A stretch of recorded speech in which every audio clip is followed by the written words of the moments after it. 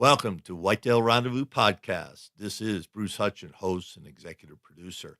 Each week you will hear tips, techniques, strategies, and personal stories from some of the best and funniest whitetail hunters in North America. Hope you enjoyed today's episode. If you do, tell a friend on social media. If not, tell me and I'll make it better. Thanks for listening, folks. This is Whitetail Rendezvous Podcast, episode number 390.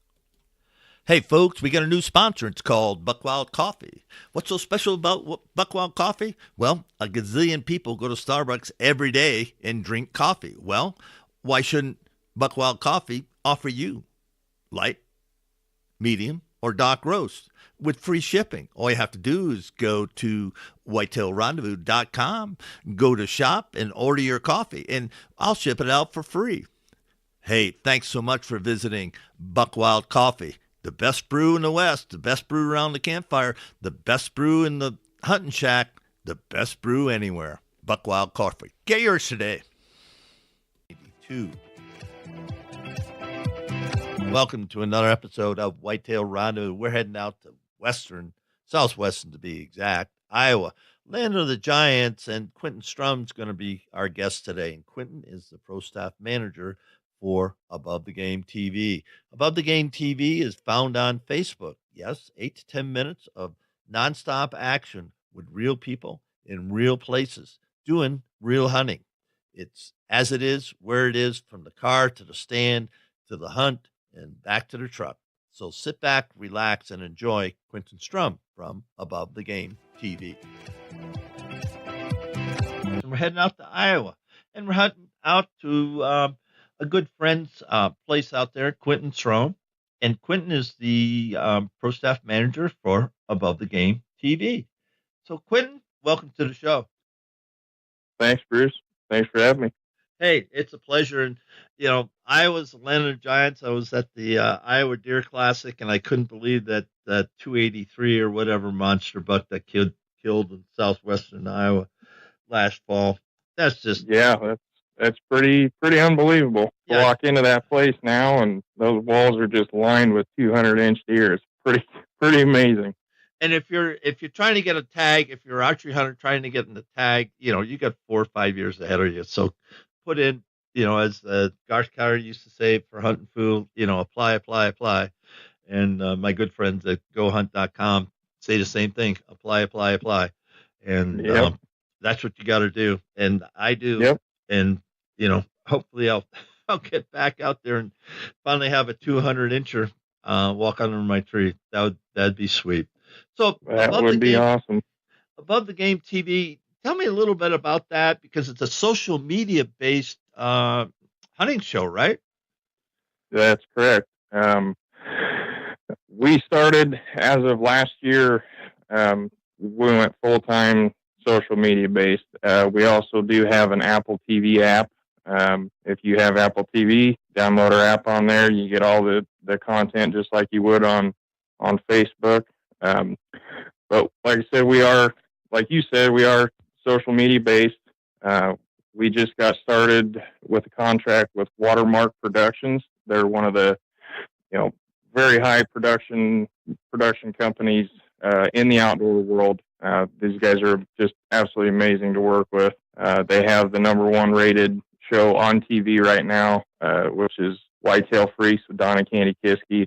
And as a social media based show, we're the first step into the social media based hunting shows. To work with a company like that is just, it's unbelievable. It's amazing.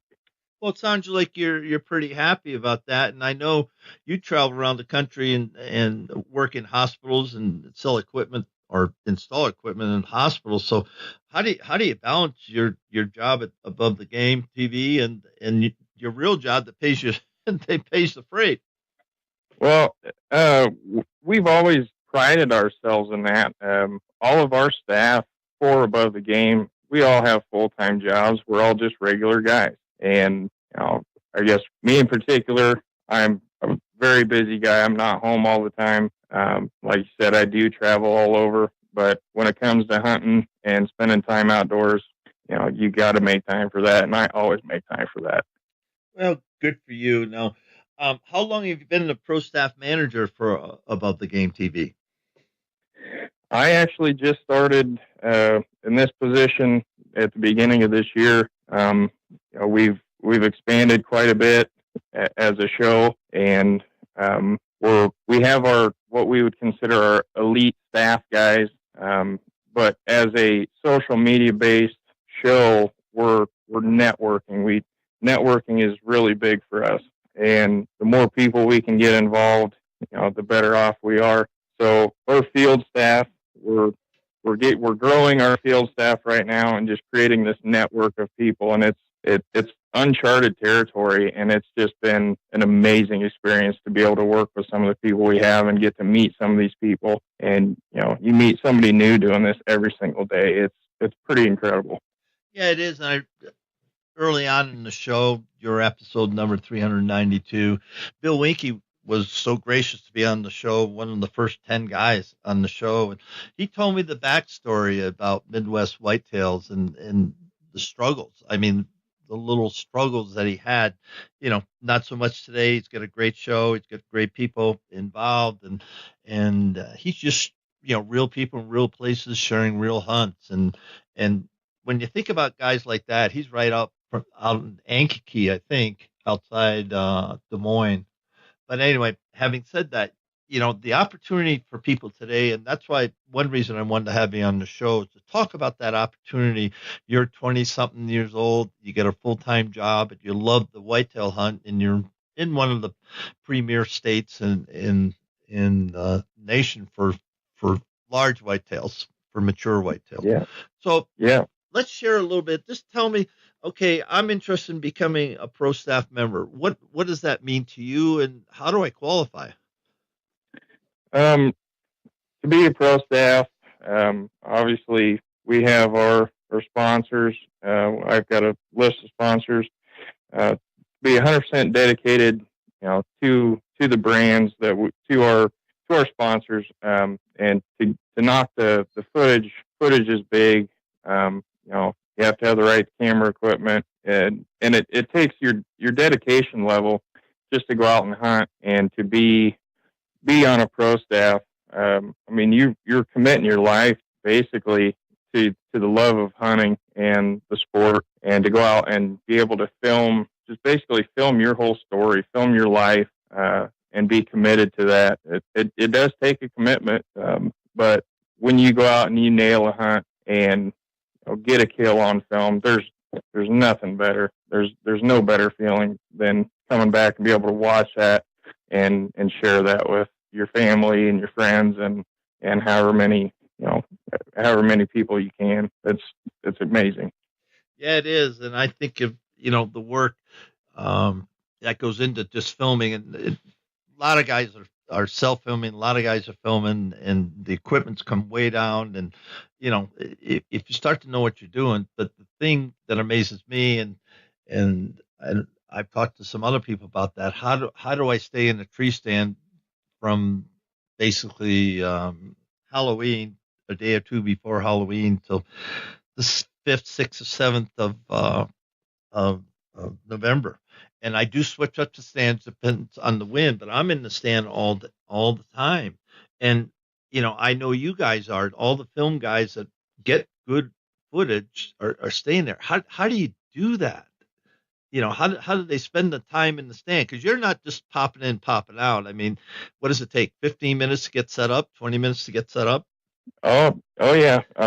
Pretty much every time you go in, yeah, you're carrying all the equipment in. You're spending the extra however many 10 minutes at the truck filming this and that. You're filming the walk in, and then you get up in the tree and you got to put all your equipment in the tree. It's not for the faint-hearted. You can definitely find some snags and troubles with it. But we have guys on our staff that do this as far as deer season goes. 120 days out of the year. You're lugging in camera equipment in and out, and they don't miss a day.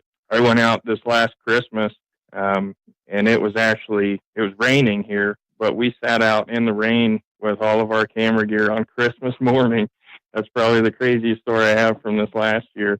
We sat out there until our camera equipment wouldn't even run anymore. But that's the type of dedication that we have out of our guys, and I wouldn't trade that for the world. Yeah, that's pretty special. Now, I get how you can get, for an afternoon sit, but if I'm doing an all-day sit, how do I get in there with all the gear? It's dark, and then, I'm going to sit in the stand all day. If Mr. Wonderful doesn't come by, we don't get a shot or whatever. Now I'm getting out, and I invariably will push deer out. They shouldn't be there, but they are. And so I'm pushing them out, so that burns the stand for the next morning if I, come back. So how does that not happen? How do you guys, do it so you don't burn out stands? That does happen. We're fortunate enough to have enough. We have quite a bit of ground that we can hunt. But there are times that you blow deer up and you really got to play your wind. You checking wind all the time. You're checking weather. It's just different. You got to manage your ground that you do have, and if you do blow a place up, then you just can't go back into it. It is tougher carrying all the equipment in, and you're making more of a racket. You got to be 10 times more careful doing that than with just one guy walking in. You've got two guys plus another 50 pounds of equipment. It takes your hunting strategy to a whole nother level, and it's pretty hard to explain to somebody who hasn't been out and done it before. Yeah, because you get double set. Now all your stand sets are pre-hung, right? So your double set, Yep. your double set Yes. is already pre-hung. So you're just you have to get up there and pull the stuff up and carry the stuff up and do that. And how do you guys, when you strap in, what kind of systems are you using so the TV gear doesn't fall off and you don't fall off and your bow doesn't fall off and your lunch doesn't fall off? How do you keep all that crap in a tree that maybe only 10 inches in diameter? Well, you have to do your homework when it comes to that and find the right tree for a double set, and to find a set that you can have a tree arm on for a camera and your bow. And it's pretty funny to look up in a tree at two people sitting up there, and you don't realize how much space you actually do occupy. And you have to conceal again from a deer. It's hard enough just with one person, but to have all that gear hanging off of a tree is, like I said, it takes something to a whole nother level. Yeah, I'm going to my all day sits. I got my crossbow, and then I got my backpack, and then I got my rattling horns, and then I got my grunt tube and lat tube or bleat tube, pardon me. And then, just that alone is a lot of crap. And if the weather's really bad, I got my heater suit, which, is wonderful, but golly gee, that takes up a lot of room. And that's just one guy. Yeah. Yep. That's right. So what's it take? Go ahead. No, you go ahead. Yeah, I was going to say, so I really want to be a pro staffer. So what are some of the questions you would ask me? I get a little bit of reputation and people kind of know me, and I've killed a few deer, and I'm an okay guy. And now you're saying, hey, you applied for a pro staff position for Above the Game. What are you going to ask them? Well, I mean, first of all, you got to have the right camera equipment. That's the whole purpose behind the show, is to film, get good quality footage, and obviously in the long run be successful at what you do. Like I said, we are sponsor driven, especially on a social media base. So we're looking for 100% dedication to our sponsors. And, we don't just have, so-and-so for sponsors. We have these sponsors because we believe in their products, and we want to be able to 100% believe in you. You're backing our product that we're sponsored by, and you go out and just and tell your story and be able to tell your story. Just be yourself in front of the camera. And it is tough to find some of those people, but when it all comes together, it's pretty amazing to watch someone that's really good put a show together like that. It's a lot of fun just to sit back and. Whitetail Rendezvous is pleased to announce a partnership with GoHunt.com. Who's GoHunt.com? Well, if you're a DIY hunter, you need the information at GoHunt.com/insider.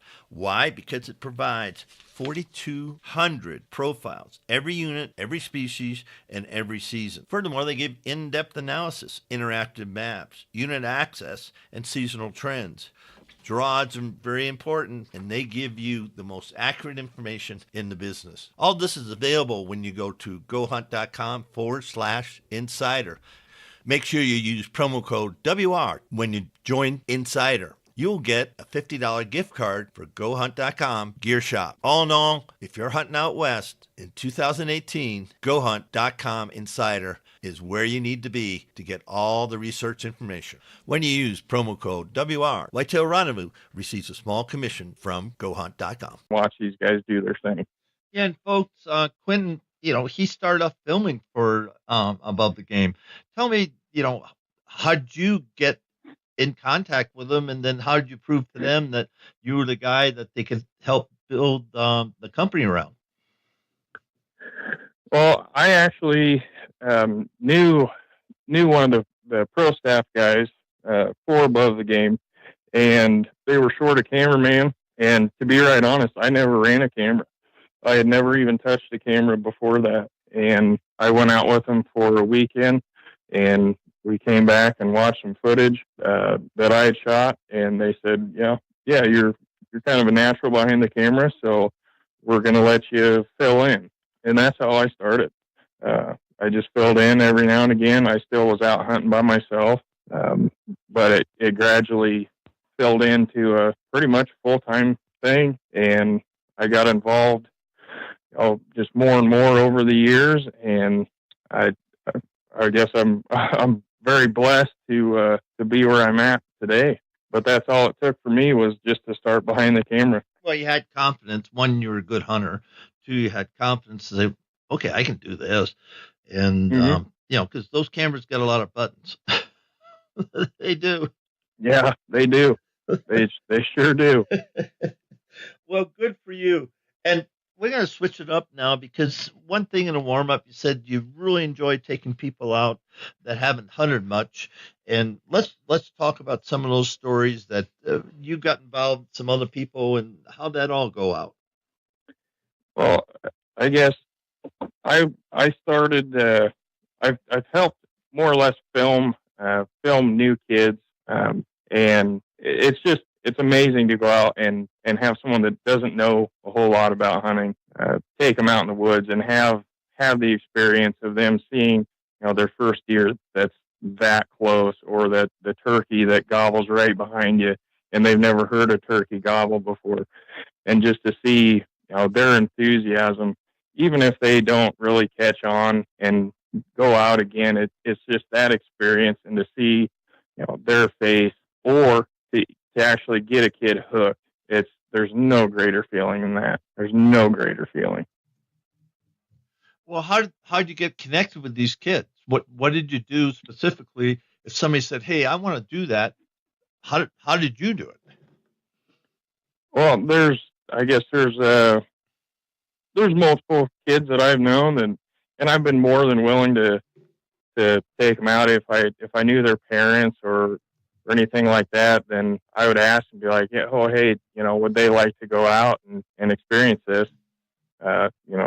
Busy schedules are one thing, but if I have the opportunity to take someone out, if I know their dad, isn't able to, and they want to be involved, I guess that, I don't know.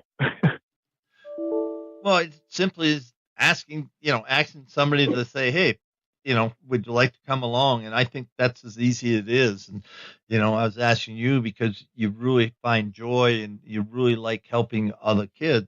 And it's important for all of us, to get involved in another kid's life and say, hey, why don't you come with me? You check it out with their parents or, who's ever taking care of them, and then you take them out and expose them. So many times we don't do that, listeners. And so, look ahead to this year. And if you haven't taken out somebody shed hunting, that season's still on, or even start doing the food plot.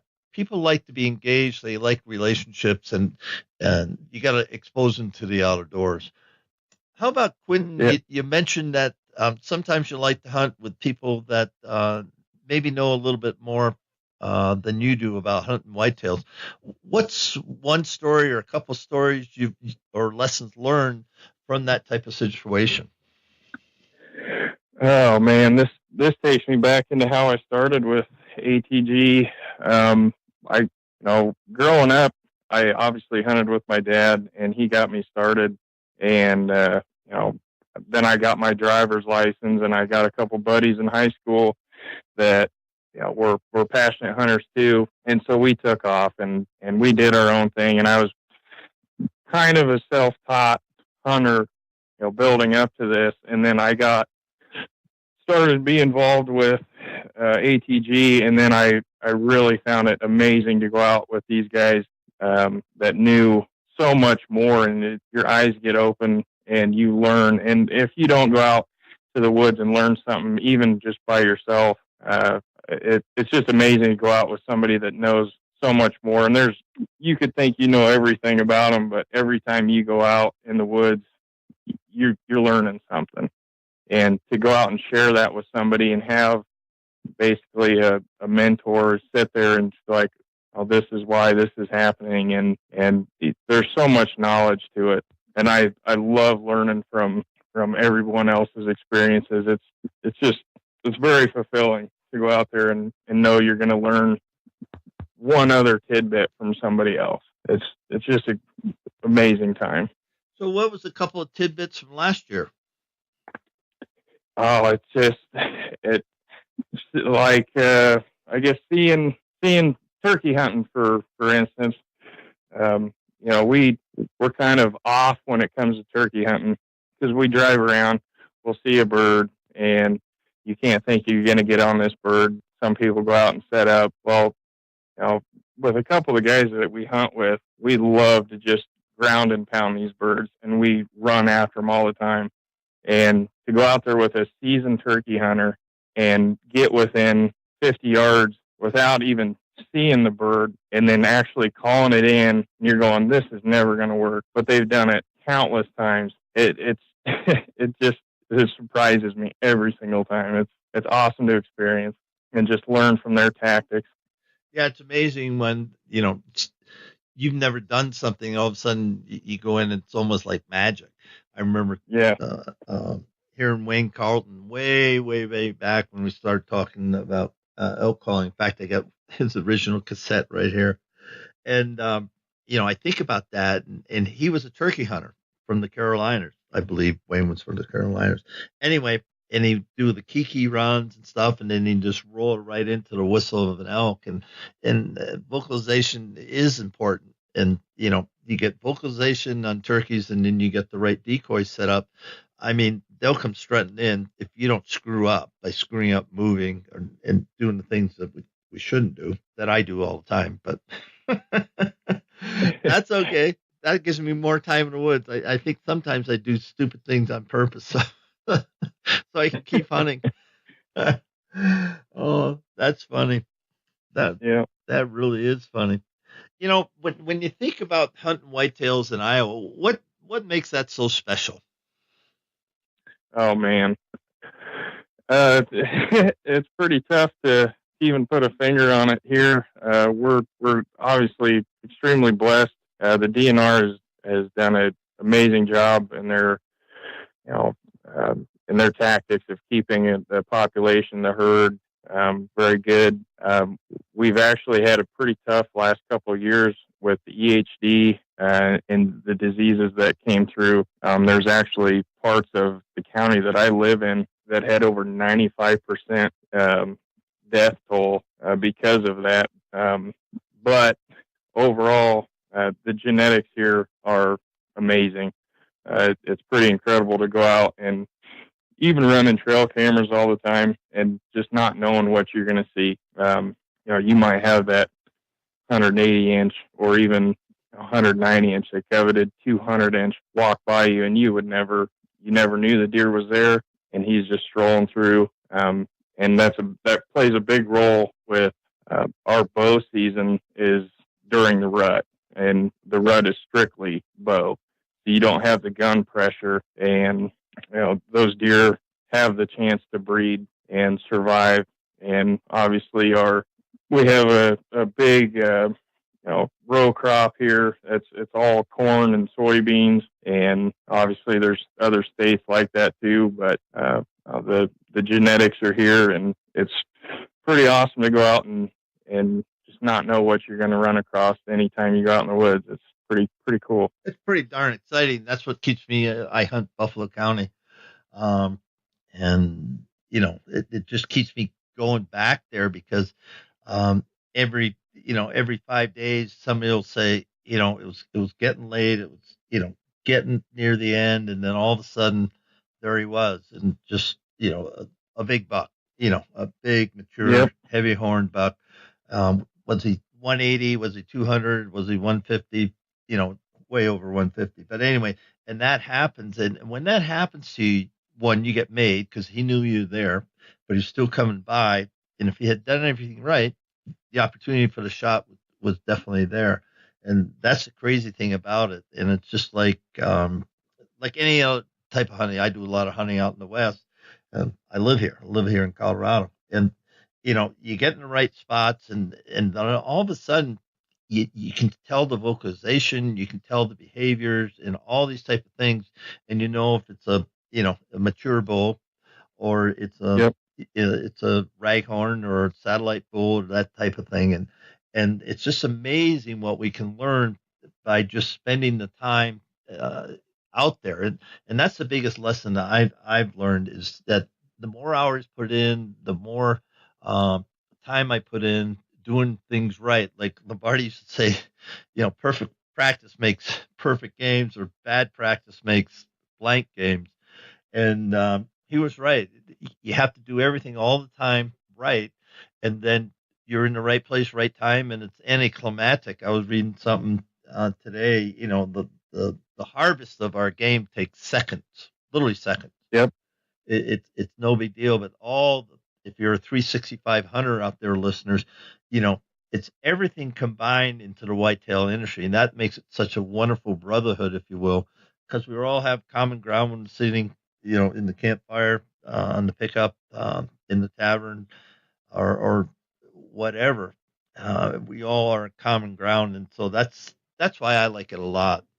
So, having said that, we're at the time we're going to wrap the show, and so Quentin, get some shout outs to your sponsors and any of your pro staffers that you want, and Brian and the crew, and we'll call it a show. Perfect. I'll go through my list of sponsors here. Like I said, we love all of our sponsors, and we back them 100%. We have Vortex Optics, Dead Ringer. They have a whole slew of stuff, from bow cases, gun sights, you name it, they've got it. Broadheads, Monster Meal, Wind Pro, Expedition Archery, Cherokee Sports, and give a shout out to Brett and Beth Fulcher, the Cherokee Sports. Those guys are awesome. Dan Drake with Scent Crusher. Scent Crusher has been amazing. That is one product that we couldn't do what we do without Scent Crusher. They're awesome. Tacticam, Jeff Peel and Ben Stern, give a shout out to them. And lastly, Advanced Tree Stands are some of the highest quality tree stands on the market. Those things are awesome. Well, Quentin, thank you so much for that on behalf of thousands of listeners across North America. Interesting show today, and we shared a little insight on Above the Game TV, being a pro staffer and what it takes, and then some of your background and how you become, an integral part of Above the Game TV. So, sir, thank you for being on the show. Thank you very much. Hey, folks, we got a new sponsor. It's called Buckwild Coffee. What's so special about Buckwild Coffee? Well, a gazillion people go to Starbucks every day and drink coffee. Well, why shouldn't Buckwild Coffee offer you light, medium, or dark roast with free shipping? All you have to do is go to whitetailrendezvous.com, go to shop, and order your coffee, and I'll ship it out for free. Hey, thanks so much for visiting Buckwild Coffee. The best brew in the West, the best brew around the campfire, the best brew in the hunting shack, the best brew anywhere. Buckwild Coffee. Get yours today. Bruce? Free. On the next episode of Whitetail Rendezvous, we're going to meet up with Mike Gofas. Mike is the founder of Warriors in the Woods. What does that mean? It means getting our veterans back in the woods, back in the outdoors, back chasing squirrels, catching trout, or just spending time around the campfire talking about stuff. He's got a band of brothers that is throughout the Midwest, and he's growing all the time. And he's looking for guys and gals that want to help others, veterans that maybe need a hand, need a smile. So you're going to enjoy the show. Mike Gofas, Warriors in the Woods. Thanks for joining us. Be sure to tune in tomorrow for another episode of Whitetail Rendezvous, where you can listen and learn from the experts so you can be more successful on your next hunt. Until next time, listen, learn, and succeed.